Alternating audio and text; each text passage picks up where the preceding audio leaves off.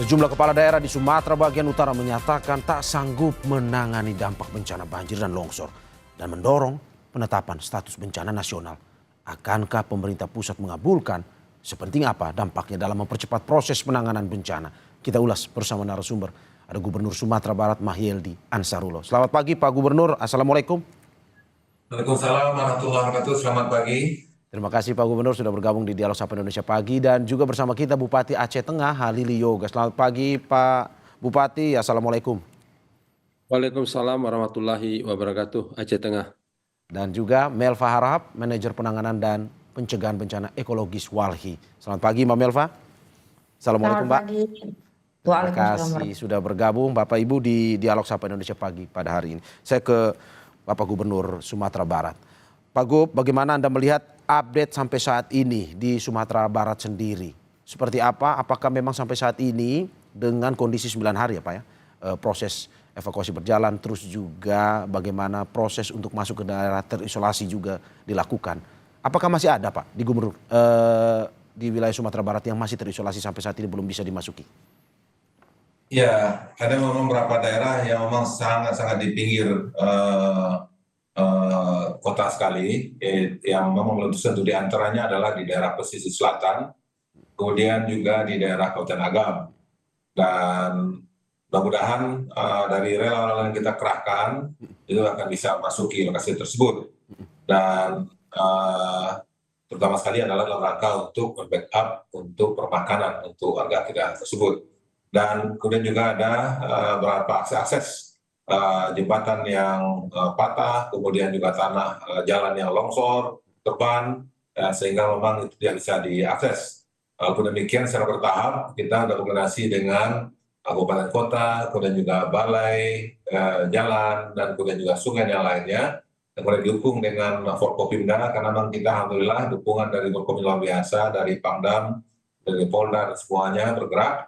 Dan sehingga kita sudah punya posko terpadu dalam rangka untuk menyikapi ini semuanya. Dan dalam secara bertahap kita akses yang belum terbangun itu bisa dilewati oleh sepeda motor, kemudian setelah itu nanti mobil pribadi, dan kemudian mobil besar. Itu secara bertahap yang akan kita laksanakan. Ya. Dan mudah-mudahan hari ini akan ada pertemuan lebih baik. Oke, Pak Gub, dari daerah-daerah yang Anda sebutkan tadi ini praktis tidak bisa dilewati ya? Maksudnya untuk daerah terisolir ini belum dapat bantuan sama sekali atau bagaimana? Sudah jelas kalau seandainya akses belum terbangun, karena memang masyarakat di Sumatera Barat ini terutama sekali di kabupaten kota ini kan tersebar dan mengelompok. Seperti Pasaman Barat itu di daerah pantai, kemudian daerah pantai mungkin sungainya terputus, kemudian jaraknya juga cukup jauh. Maka oleh sebab itu ini belum tercover secara maksimal. Dan demikian juga untuk akses jalan tentunya. Jadi karena ada kantong-kantong masyarakat seperti itu, maka inilah yang belum semuanya belum tercover. Tapi itu makanya informasi ini kita dapatkan, maka kita langsung kirim TNI, Polri, dan kemudian juga relawan-relawan untuk bisa mengakses ke lokasi. Oke, lantas bagaimana cara bertahan hidup masyarakat yang masih terisolir ini Pak? Apalagi kalau misalkan mungkin saja bantuan belum masuk, belum dirasakan oleh mereka. Ya, tentu itu suatu permasalahan yang mereka hadapi pada saat ini. Dan juga ketersediaan tentang air ya, air bersih, air minum ini juga menjadi tantangan juga bagi kita. Termasuk di Kota Padang sendiri itu ketersediaan air itu suatu hal yang mesti kita segerakan. Itu makanya kita melibatkan banyak pihak untuk hal ini semuanya. Dan ketika ada informasi-informasi seperti itu kan sekarang ini ada mungkin mereka punya akses informasi melalui media. Nah, kita langsung turunkan ke lokasi tersebut untuk bisa diakses, dan kemudian sehingga apa yang mereka perlukan bisa terbantu. Dan alhamdulillah juga bantuan ini juga diberikan juga melalui helikopter yang diterbangkan dari Kota Padang, dari BIM ke lokasi tersebut. Oke, saya ke Pak Bupati Aceh Tengah. Pak Bub, apakah ini permasalahan yang sama juga melihat seperti di Sumatera Barat ini? Bahwa di Aceh Tengah juga masih ada kecamatan dan juga desa yang sampai saat ini masih terisolir. Terima kasih. Selamat pagi untuk semua yang mendengarkan kami dari daerah dataran tinggi Gayo. Untuk Aceh Tengah ini memang sampai hari ini kemarin 87 desa terisolir yang belum tersentuh. Tapi hari ini bertambah, semalam ada longsor satu kecamatan, ini cukup parah, cukup berat, bertambah menjadi 104 desa yang belum. Ini belum Ada 104 terdampak. desa yang terisolir sampai Ya. saat ini. Bertambah kemarin, yang sebelumnya 87, nah sekarang bertambah lagi karena baru terjadi longsor yang cukup berat di satu kecamatan. Oke. Sehingga hari ini kita melihat sulit sekali kita mendapatkan akses karena jembatan longsor. Dan alhamdulillah beberapa waktu yang lalu kemarin juga ada bantuan lewat pesawat helikopter, ini membantu beberapa desa. Karena mereka sudah sampai hari ini ada sebagian memasak pisang untuk makanan sehari-hari. Dan itu disuarakan. Ada sebagian dapat jalan kaki, tapi itu dia tempuh 2 hari karena jauh sekali. Tapi itu medannya cukup berat. Dan ini yang membuat kita, daerah kita cukup berat. Yang kemudian daerah Aceh Tengah ini kan aksesnya putus semua. Tidak ada hubungan lewat darat, tidak ada. Hanya satu-satunya jalan udara. Yang selanjutnya, listrik mati. Kemudian Telkomsel juga mati. Jadi semuanya lumpuh. Nah sehingga kemarin juga terjadi juga aksi dari masyarakat ke kantor bupati. Ribuan masyarakat hadir karena ada sebagian tidak ada beras lagi, BBM. Dan terus kami sampaikan bahwa ini bencana musibah kita bersama, bukan hanya Oke. daerah kita sendiri, beberapa daerah begitu. Oke Pak, di luar bayangan 80 menjadi 100 desa. Kalau kita lihat tadi Anda bilang ada yang bertahan dengan makan pisang dan segala macam seadanya. Karena aksesnya terputus, Ya. terisolir. Bagaimana cara bertahan hidup? Berapa lama prediksi Anda jika bantuan belum masuk lagi Pak sampai saat ini? Ini waktunya kita mau masukkan alat berat terbatas, BBM juga tidak ada lagi. Maka ini selain daripada kehadiran pemerintah pusat Ya. atau provinsi, ini kami tidak bisa memprediksi. Kenapa kami beberapa waktu yang lalu terus melayangkan ketidakmampuan daerah untuk menangani ini? Karena kami lihat potensi di daerah. Bahkan ada sebagian desa itu 95% rumahnya tidak ada lagi. Bahkan ada yang 80% seperti itu. Jadi kita mengharap memang Pak Presiden juga berat tugasnya, Oke. Pak BPNPB juga berat, tapi mungkin dengan keberadaan dengan ketidakmampuan di beberapa daerah, ini kan menjadi atensi bahwa daerah ini perlu dibantu secara Oke. terus-menerus. Oke Pak Bub, daerah ini perlu dibantu secara terus-menerus. Apakah ini kita bukan saja Pak ya?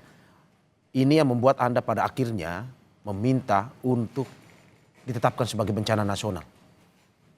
Ya, ini salah satu fakta di lapangan. Kalau ini ditangani oleh kabupaten, tentu ini tidak mungkin. Itu tidak mungkin terjadi. Mungkin provinsi juga tidak sanggup karena begitu besar. Menurut Karena Anda provinsi juga tidak sanggup Pak? Kalau melihat potensi seperti ini, karena karena kita jalan ke ruas menuju daerah kita kan sulit sekali.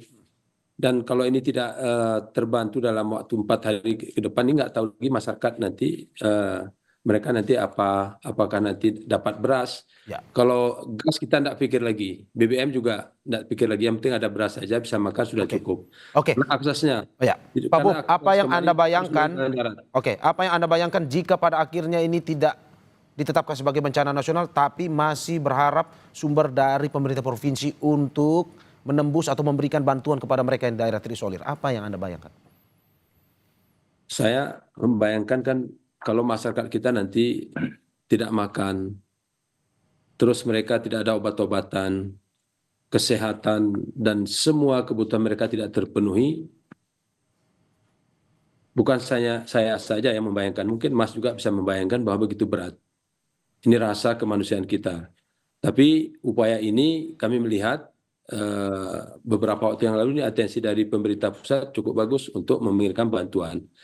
Nah, kalau lewat udara kita akui memang ini kan terbatas seberapa banyak yang dapat dikirimkan ke daerah kita. Tetapi solusinya sudah mulai semakin hari ada. Tapi ini tidak totalitas, hanya sebagian. Dan alhamdulillah kemarin ada daerah yang terpencil yang desanya habis ada 4 desa, tapi kemarin dapat bantuan melalui helikopter, dan itu bahagia sekali kami. Daerah kami bahagia, dan mereka ucapkan terima kasih kepada Bapak Presiden yang telah membantu daerah ini. Ya. Tapi untuk hari ini yang terimbas. Masalahnya sekarang yang tidak terimbas juga bermasalah hari ini. Ya. Masyarakat yang tidak terimbas juga bermasalah karena tidak ada lagi stok bahan makanan. Dan ini mungkin yang harus segera dilakukan oleh Oke. baik pemerintah provinsi dan pusat. Oke, oke Pak Gub. Saya ke Pak Gubernur Sumatera Barat. Pak Gub, apakah apa yang menjadi kendala dan juga situasi di Aceh Tengah ini juga Anda rasakan di Sumatera Barat? Ya jelas tentunya bahwa saya kesusahan dirasakan oleh teman-teman kami di kabupaten kota, provinsi Sumatera Utara dan kemudian juga Aceh. Termasuk juga dialami oleh sebagian masyarakat kita di Kota Padang, Sumatera Barat, itu kami dan juga kota-kota yang lain.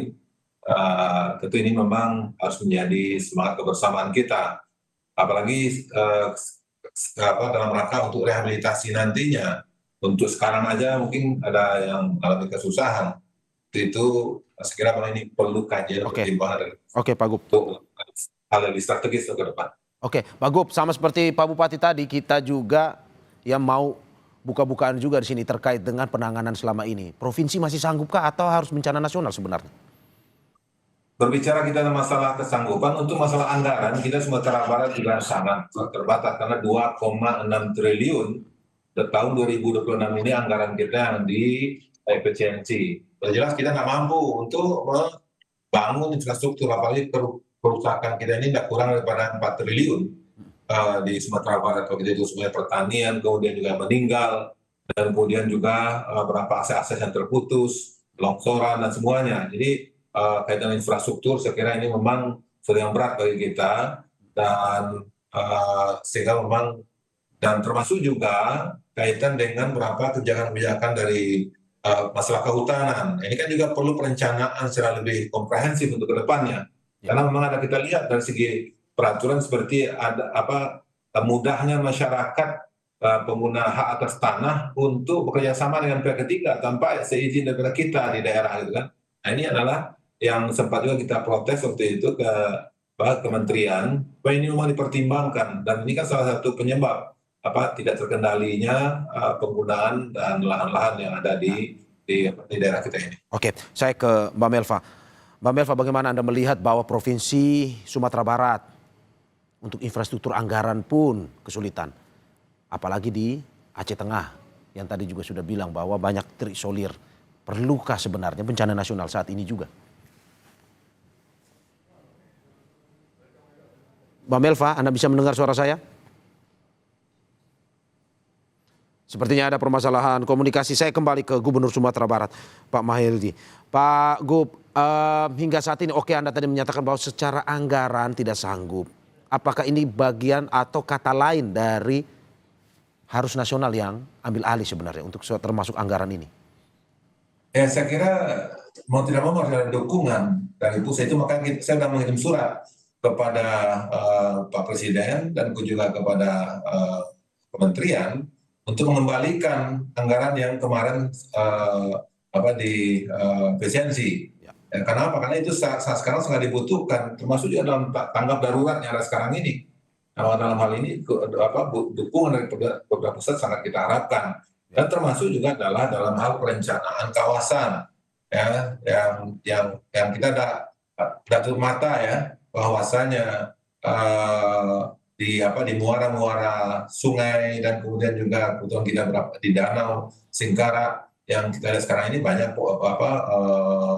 potongan-potongan kayu dalam hal ini. Nah, ini kan adalah di antara satu fakta bahwasanya masalah hutan kita ini perlu kita kendalikan secara lebih baik dan perlu terencana dan perlu ada ketegasan. Dan kemarin pun kami juga dengan anggota DPR RI Pak Andre Rosiade dan kemudian juga dengan para Masaleh, kemudian Bu Nevi, dan kemudian juga beberapa anggota DPR RI yang lainnya, dan juga mendiskusikan ini perlu langkah-langkah secara bersama-sama dalam hal untuk mengantisipasi untuk kedepannya.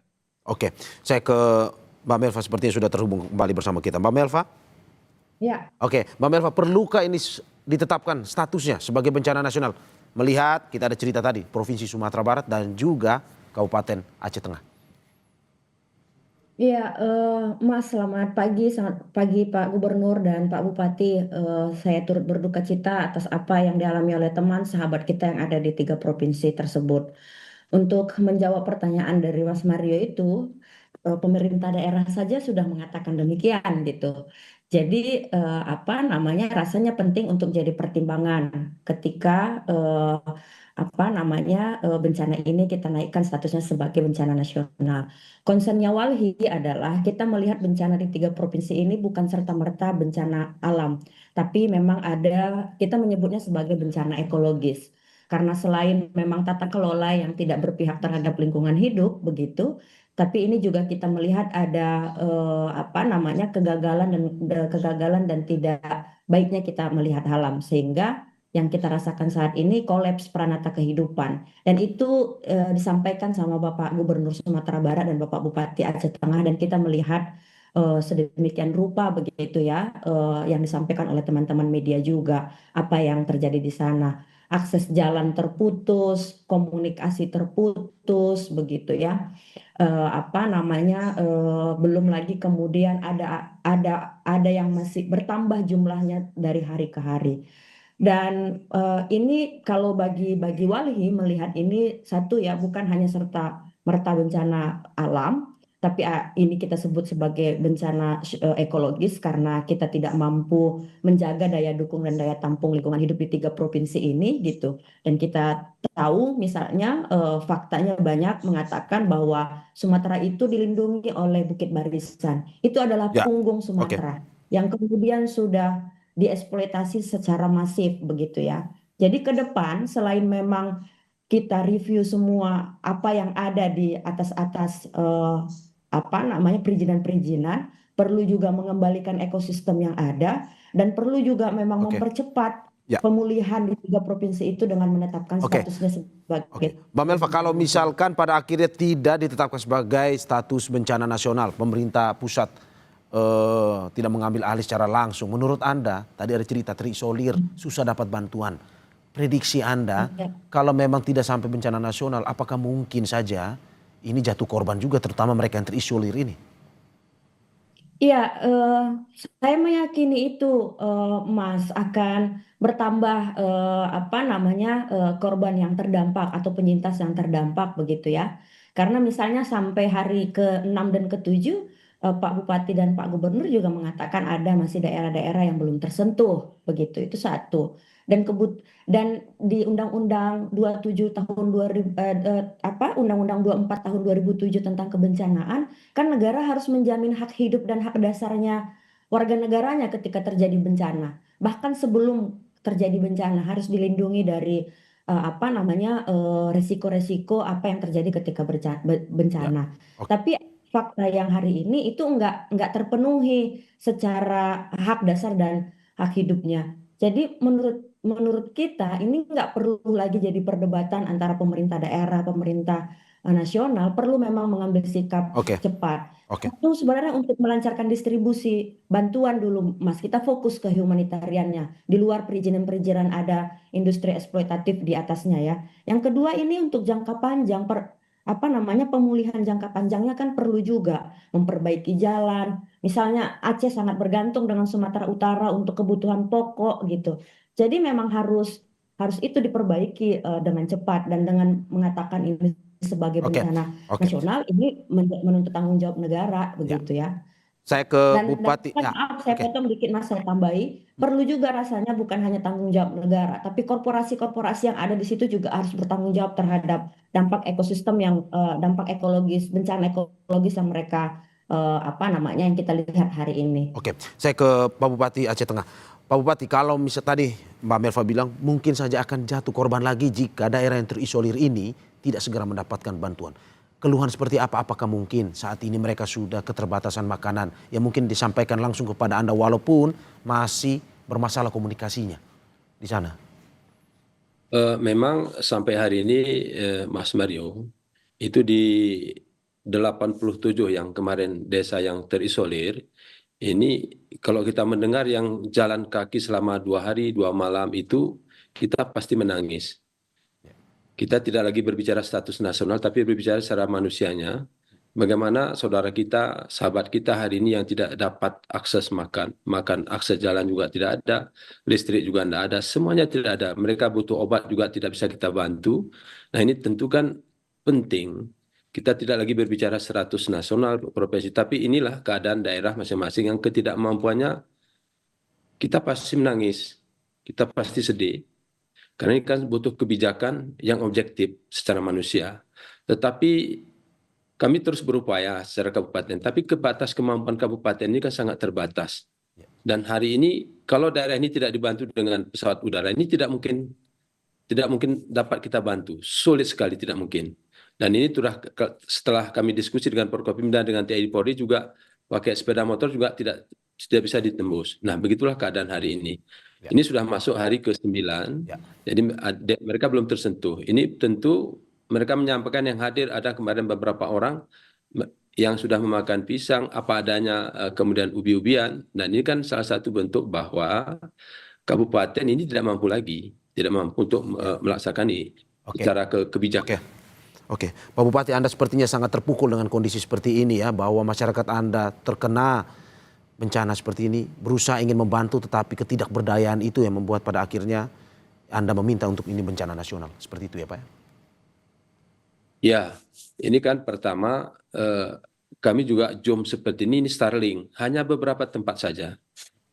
Kalau nanti bergeser 10 meter saja sudah kita tidak ada lagi jaringan. Itu untuk level bupati saja. Untuk bupati saja sulit sekali. Apalagi masyarakat yang lain. Maka ini salah satu bentuk bahwa masyarakat hari ini butuh sentuhan pemerintah pusat.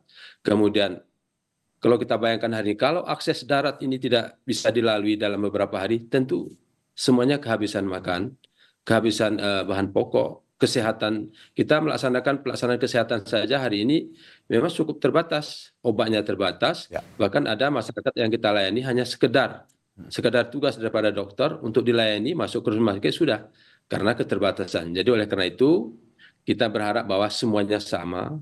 Nanti mungkin Pak Presiden sudah bijak dengan diskusi kita seperti sudah bijak dia. Kepala BNPB juga sudah bijak. Semua menteri, Pak AHY kemarin juga sudah hadir kemari dan beberapa kementerian sudah hadir. Mereka melihat fakta. Tentu mereka sudah menyampaikan para menteri sudah menyampaikan ke Pak Presiden tentang fakta yang ada di lapangan. Satu lagi yang perlu kami sampaikan bahwa memang daerah kita ini kan daerah tujuan wisata. Biasanya Sabtu Minggu itu ramai dan hotel-hotel sudah penuh, biasanya seperti itu. Dan objek wisata hari ini hampir 30% itu hancur semua. Totalitas itu hancur. Nah, tentu ini membuat rasa hati kita memang cukup tidak bisa lagi kita berbuat apa-apa selain daripada berusaha, berdoa terus berupaya bahwa pemerintah pusat nanti hadir ke semua daerah, bukan hanya ke Aceh Tengah, ke semuanya, seperti itu. Iya. Saya ke Pak Gubernur Sumatera Barat. Pak, kalau misalkan pada akhirnya seperti yang dikatakan oleh Mbak Melva dari Walhi, jika tidak bencana nasional statusnya dinaikkan, mungkin akan ada tambahan korban, terutama mereka yang terisolir. Menurut Anda seperti itu juga, Pak? Ya, saya kira kalau makanan tidak bisa distribusikan, obat-obatan juga tidak sampai, dan kemudian juga komunikasi yang terbatas. Apalagi ini dari BMKG terakhir juga menyampaikan kepada kita, bahwasanya ada kemungkinan juga rob yang akan terjadi di daerah pantai. Nah, ini kan juga adalah suatu hal yang perlu kita sikapi segera dan secara bersama-sama. Dan dalam hal ini tentu kita tidak menginginkan akibat ketidakmampuan kita maupun keterbatasan kita, kemudian warga kita meninggal. Sekarang sia-sia keberadaan kita bersama. Nah, sementara kita di sini ada daerah pusat, kemudian dan semua potensi yang kita miliki. Mau tidak mau, saya kira memang harus digerakkan seluruh potensi yang ada untuk bisa tembus ke sana dengan apa yang kita miliki, sehingga memang rakyat terbantu. Dan itulah wujudnya pemerintah, dan itu wujudnya kita mendirikan negara ini, kan itu wujudnya kita. Oleh sebab itu saya kira kalau memang ada terkorban jiwa karena kelalaian dan ketika pertimbangan yang panjang bagi kita, sementara ini mereka tidak makan, mereka tidak bisa memenuhi kebutuhannya, saya kira ini perlu kita evaluasi bagaimana kita dalam hal bernegara dan berbangsa tentu. Ya. Pak Gubernur, berarti menurut Anda segera ditetapkan sebagai bencana nasional, tidak perlu menunggu jatuh korban, seperti itu ya Pak ya? Harusnya begitu. Ya. Oke, Mbak Melva, bagaimana Anda melihat bahwa ini seperti Anda katakan tadi, jatuh korban tidak ingin dari para kepala daerah ini bahwa status bencana nasional perlu disegerakan. Pemerintah pusat perlu ambil alih segera, bahwa masih ada daerah terisolir, iya, tapi untuk mengaksesnya pun sangat-sangat susah. Ya, Mas Mario, Bapak Bupati dan Bapak Gubernur, mohon izin. Sebenarnya kan bencana kali ini juga harus kita sikapi sebagai keputusan politik begitu. Karena apa yang kemudian didapat dari keputusan politik itu adalah respon cepat pengerahan semua tenaga, sarana prasarana yang dimiliki oleh negara begitu untuk memulihkan kehidupan, peranata kehidupan yang ada di 3 provinsi itu. Jadi perlu rasanya untuk menjadi kekuatan bersama, konsentrasi bersama begitu ya untuk untuk merespon bencana, tanggap darurat apa segala macam. Sebenarnya ini masalah kemauan kalau menurut kita di organisasi masyarakat sipil Walhi dalam hal ini ya, bahwa ini momentum untuk mereview kembali bagaimana tata kelola kita dalam merespon bencana. Bencana kali ini kan sebenarnya ada beberapa bencana berulang, tapi kemudian dampaknya semakin besar karena banyak hal bisa kita lihat apa-apa aja halnya. Apakah daya dukung daya tampung lingkungan hidupnya yang tidak berpihak lagi begitu. Ada anomali cuaca yang terjadi pada saat ini akibat krisis iklim begitu. Lalu kemudian ketidaksiapan kita dalam merespon bencana. BNPB sudah punya peta rawan bencana, tapi nggak pernah jadi rujukan dalam melakukan pembangunan dimanapun begitu. Jadi banyak hal, banyak PR, dan ini menurut kita adalah keputusan politik yang harus diambil pemimpin negara, baik nasional maupun daerah, dan menjadi konsentrasi bersama, mengerahkan semua kekuatannya untuk melakukan pemulihan. Sangat panjang pemulihannya memang Oke, Pak Gubernur mengatakan ya, juga akan panjang, Pak Bupati juga mengatakan oke, sangat panjang, tapi ini perlu menjadi politik pengambil oke, keputusan mengambil keputusan politik dalam merespon bencana ini oke. dan Pak itu Melva, harus apakah jadi menurut konsen Anda, kita bersama. oke, apakah menurut Anda apa yang disampaikan oleh Gubernur Sumatera Barat dan juga Bupati Aceh Tengah ini menjadi perwakilan bahwa seluruh bagian daerah di Sumatera bagian utara ini juga sama ingin segera ditetapkan sebagai status bencana nasional? Saya rasa Mas bukan hanya sekedar menyatakan sebagai status bencana nasional supaya semua dikerahkan ke situ gitu ya. Tapi yang perlu yang menjadi semangatnya adalah yang disampaikan sama Pak Gubernur sama Aceh, pengen pulih cepat. Kita ingin bangkit cepat dari bencana ini begitu.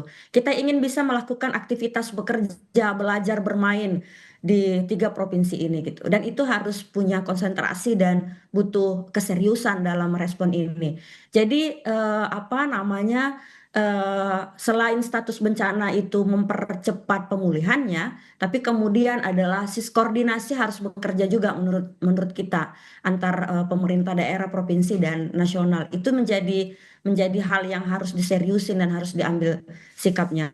Dan kalau itu nggak kita seriusin, maka kita akan mendengar bertambah lagi ternyata desa yang terisolir, bertambah lagi korban jiwa yang terisolir, dan masih ada kemudian beberapa daerah yang terdampak yang ternyata belum kita bisa pastikan sampai Oke, hari ini. Harapannya memang besok sudah oke, tidak ada oke, lagi jumlah korban ya, desa yang bertambah terisolir dan sebagainya dan oke. sebagainya. Gitu Mbak Saya, Mas saya Mario kasih konsen. terakhir kepada Pak Gubernur dan juga Pak Bupati, singkat saja apa yang menjadi keluhan dan sampai saat ini apa yang ingin disampaikan kepada pemerintah pusat. Pak Gubernur silakan.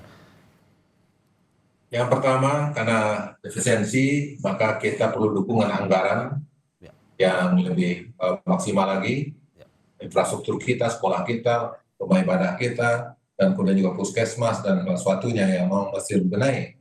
Tapi juga dengan terganggu yang sekarang ini. Dan saya kira barangkali mungkin kalau bukan bencana nasional, barangkali mungkin juga bisa bencana regional Sumatera begitu. ya. Sehingga memang barangkali mungkin ini juga menjadi langkah-langkah yang lebih konkret lagi untuk mengerahkan segala potensi yang dimiliki oleh pusat Oke, ataupun juga kita di Sumatera ini. Insya Allah mendengar cerita Pak Bupati tadi, maka kita juga akan bersinergi dan juga akan menggerakkan potensi-potensi yang kita miliki Sumatera untuk backup Aceh, Pak Bupati, dan insya Allah juga kita akan gerakan juga perantau-perantau kita untuk bisa bersinergi merangkak untuk melapangkan dan meringankan beban yang dihadapi oleh warga kita. oke, oke. Pak Bupati singkat saja, boleh apa yang ingin disampaikan? Pertama mungkin anggaran ya, Ya. anggaran untuk tanggap darurat ini perlu dipertimbangkan ditambah. Yang kedua akses jalan darat ini. Ini penting sekali karena seberapa banyak pun ini bantuan cukup besar dari luar tapi tidak bisa disampaikan. Yang ketiga adalah maunya ada satu standby helikopter yang bisa membantu ke desa-desa yang terisolir. Karena kemudian hari ini bahan pangan, obat-obatan ini sangat mendesak, sangat mendesak. Mungkin itu yang sangat mendesak yang perlu kami sampaikan pada Bapak Presiden dan pada para menteri yang mendengarkan suara kami. Terima kasih. Oke. Ya, terima kasih Bapak, dan juga apa yang disampaikan ini semoga bisa didengarkan oleh pemerintah pusat untuk nantinya bagaimana bersinergi dengan pemerintah daerah untuk cepatlah Pak. Ini selesaikan bencana, terutama memberikan bantuan kepada mereka yang terisolir yang sampai saat ini masih terus meminta uluran tangan kita semua. Terima kasih sekali lagi Gubernur Sumatera Barat Mahyildi Ansarullah atas apa yang disampaikan. Bupati Aceh Tengah Haili Yoga dan Melva Harap, manajer penanganan dan pencegahan bencana ekologis Walhi. Kita berharap ini cepat selesai. Dari keluarga Kompas TV turut berduka atas kejadian ini. Terima kasih Bapak Ibu, sehat-sehat selalu.